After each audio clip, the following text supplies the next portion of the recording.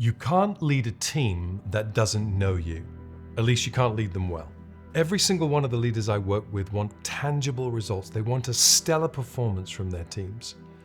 But what many leaders fail to recognize is that a high-performance team is the downstream effect of a high-trust environment. When your team trusts you and each other, they bring their best. When they don't, they don't. You must know them, and they must know you. Now, I know that cuts against almost everything leaders are taught. We're taught to keep our distance, don't get too personal, don't let them see you sweat. Let's get real. Your team already knows you're not perfect. So if you never let them see your vulnerability, that's not going to make them think you're strong, it's going to make them think you're hiding something. Because you are. Keeping your distance is not the path to effective leadership. It's a needlessly lonely, ineffective way to live. I often say that leadership has to come from a deeper place. But here's the part I maybe don't say often enough. It's also the ability to go to that deeper place with other people that's going to make the mark. For you to be effective, you need to know your team, and you need to let them know you. This film is about how you can do that. I'm Carl Martin, this is Leadership Essentials from Actionable, where we address what it actually looks like to lead from a deeper place in a culture that desperately needs healthy leaders. Let's talk about this in terms of trust. You see, trust is a hot topic today. Institutional trust is at historic lows. We'll get to that in the future video, but today I want to focus on how you develop the trust with your team that is necessary to lead them at the highest level. If you've been around my work for a while, you might know that at Actionable we use a simple tool to measure trust. It's called the trust equation. We borrowed and adjusted it from Meister and Green in their book, The Trusted Advisor. In this equation, there are 3 variables above the line, the numerator, and 1 below the line, the denominator. Above the line, you have credibility. Are you competent and capable? Dependability. Do you keep to your commitments? And relatability. Can your team know you?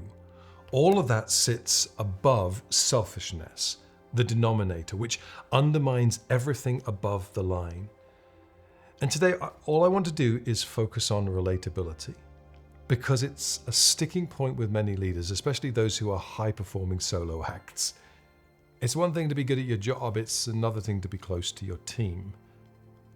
Here's what relatable actually means. It's not charisma or even being likable. Unlike most things in a leader's day-to-day experience, relatability isn't about performance, it's about letting your guard down long enough and pulling your mask off long enough and giving access to your true self enough that will make all the difference. This act of openness on your part is leadership. It's leadership by example.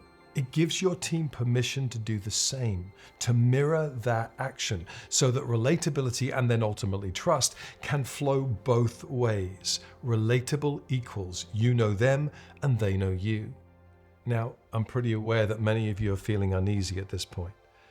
The thought of real transparency and real-time vulnerability will have that effect on you, but nothing has cultivated connective excellence in the teams I've worked with quite like giving them access to the real me. Your fear is not unreasonable. You might think if they really know you, your uncertainty, your limits, the places you're still growing, it would affect your authority or their confidence in your ability to guide them through uncertainty. The opposite is the truth. The leader who pretends to have it all together is the one nobody quite trusts, because everyone can feel the performance. Younger generations are only getting more savvy around the performance. They can feel the fake and they can smell it a mile off. It's one of the reasons I say never trust a leader without a limp. The leader that looks like they have it all together all the time doesn't have it together all the time. Everyone knows it. Conversely, the leader who is known is the one people will follow. The one people will follow into hard situations because they know what they're getting into. There's no illusions about you being superhuman. You're as human as them, and your acknowledgement of that is precisely what qualifies you to lead them. You see, you don't build trust by being impressive. You build it by being known. So where does this happen? Well, hopefully you're building a culture where it happens all of the time. But there is a specific space. A space where you move from manager or director to host and leader. A space where food and wine are paired with stories and thoughtful questions. This trust happens around a table. At Actionable, the table is one of the 4 key leadership spaces. The place where you cultivate kind. The table is where you take the time to know people and let them know you. Where relationships hold both support and challenge without breaking either. The table is a safe place to have dangerous conversations. It can be anything from an elegant dinner party with crystal and serviettes to a one-on-one at a coffee shop. The point is not lavishness, but it's generosity. It's not performance, but openness. Not perfection, but intentionality. If you want to become more than a manager, if you want to be the hosting leader who can build a team that trusts you deeply, you must master the art of the table. Here's where you start. A well-led table consists of 4 movements or 4 moments. The first moment is know. Know yourself. Know how you best show up, especially in this specific group of people, and consider who is going to be around this table with you before you ever sit down with them. Who are your introverts? Who are your extroverts? Who needs time to think? Who needs space to talk it through? Who gets stressed and about what? Where are the triggering topics, and what ones might be worth exploring together and what ones might be worth running a mile from? Don't shy away from challenging conversations. Instead, set the precedent that you can push into them with empathy and grace and watch them fly. Know, and then set. Set the table with intentionality. Consider where people are sitting and why you've put them there.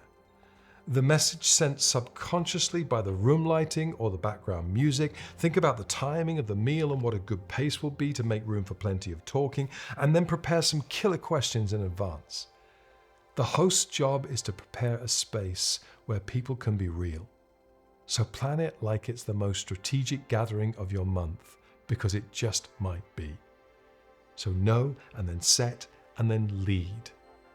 Pose your questions or set a goal for the table, something you want to talk through as a team or collaborate on or learn about from each other, and then lead it by listening. Most of us listen to respond, loading our next line while the other person is still talking, so we're not listening at all. Listen to listen, not just to make your point, because if you only listen to respond, you'll miss the heart, you'll miss the nuance, you'll miss the real question inside what's being said. Then keep asking great questions, and then the questions behind the questions. Maintain some ground rules to protect the flow of conversation. No experts here. We're all learners. No soapboxes. A conversation dies the moment it becomes a lecture. So know, and then set, and then lead, and now push. Gently push. The kindest looking thing, avoiding the hard conversation, is usually the least kind thing. So name the real thing on the table, simply and without offense. Move the room past easy compromise and towards collaboration. A collaboration that leads to a better place than any of you might have come up with on your own. A revelation of something about each of you that you didn't previously know. A confession of some weight or challenge that some or all in the room have been carrying. The important thing is that you push the table to get to what's real, and then hold the space for real with dignity and respect. Know the table, set the table, lead the table, push the table. A table led like this becomes a catalyst for a trusting team. So here's what I want you to do this week. Lay one table. Not a meeting, a table. Maybe it's your team over an off-campus lunch with your phones away. Maybe it's a dinner party hosted in your own home. Maybe it's an off-site retreat you are planning anyway, but now have the tools to make it truly unforgettable, truly rich, instead of another obligatory team training session. Whatever form it takes, big or small, plan to lay and lead a table sometime in the next 2 weeks. And watch how it transforms your team, because your team is not waiting for a more impressive version of you. They're waiting to actually know the real you. That's where the trust is. That's relational leadership. And if you want to learn more about leading from a deeper place and how you can coach leaders into true, brave, kind, and curious leadership, we share these tools and so much more inside our guided cohort, Coaching the Arable Way. You can find out more in the description. If this was helpful for you, like this video and subscribe to this channel. And if you know someone who needs to hear this today, send it to them. You might also enjoy my recent video on coaching leadership, why management is no longer enough. See you next time.